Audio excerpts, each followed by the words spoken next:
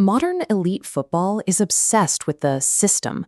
Managers are often hired to implement rigid, unyielding philosophies, where players are locked into fixed geometric patterns regardless of the opponent.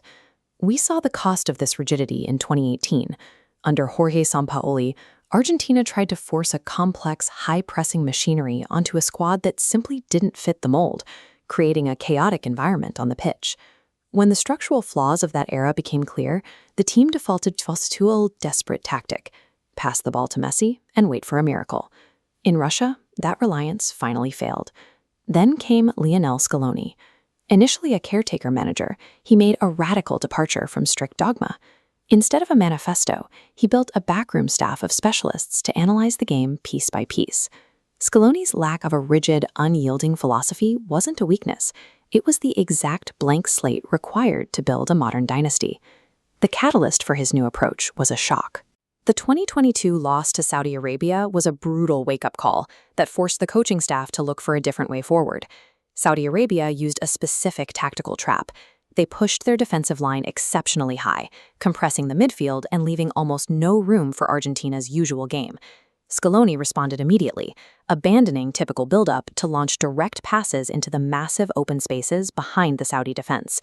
Even though automated offside calls eventually negated those goals, the match offered a glimpse of the genesis of a new methodology. Scaloni was willing to ruthlessly alter his team's identity to exploit a single opponent weakness. By default, Argentina prefers to take the initiative through possession, using quick ball movement and central combinations to break teams down. But the 2022 quarterfinal against the Netherlands presented a specific problem. The Dutch wingbacks were dominant, allowing them to control the wide areas of the pitch almost entirely. Scaloni abandoned his baseline, shifting Argentina into a 3-5-2 formation that mirrored the Dutch structure player for player.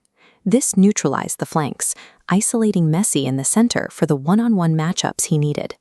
Argentina secured the win by turning the opponent's greatest structural strength into a non-factor. In the 2022 final, France presented a different challenge. When in possession, they leave only 3 defenders back, allowing their left back to push aggressively into the midfield. This creates a specific vulnerability. It forces Jules Koundé to operate as a right-sided center back, leaving a massive exposed channel on his flank. 1 hour before kickoff, Scaloni revealed his plan. He moved Ángel Di Maria to the left flank, the exact opposite side of the pitch from where he had spent the majority of his career. Look at this tactical map.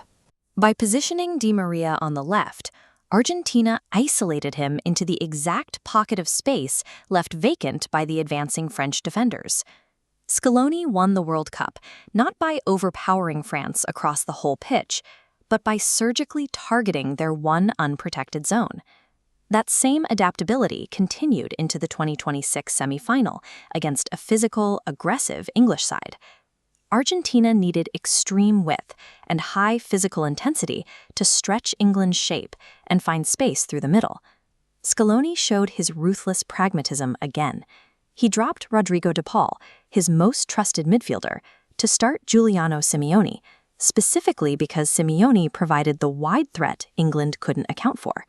The match dictates the lineup. Scaloni has shown his squad that no player is bigger than the requirements of the game.